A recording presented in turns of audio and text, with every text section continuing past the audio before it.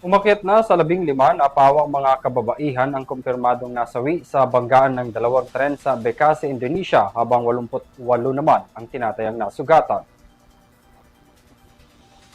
Sa initial na investigasyon ng mga otoridad, nangyari ang insidente matapos banggain ng isang long-distance train ang likurang bahagi ng nakatigil na commuter line train. Ang bagon na sinasakyan ng mga kababaihan ang pinaka-napuruhan sa insidente.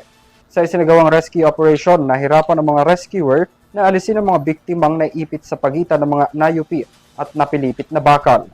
Kinailangan pa nilang gumamit ng angled grinders para makapaghiwalay ang dalawang tren.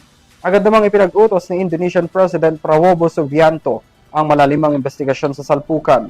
Matatandaan na noong 2024 may halos kapareho ring aksidente sa West Java sa Indonesia para rin o nakaparehong nasawi ang apat.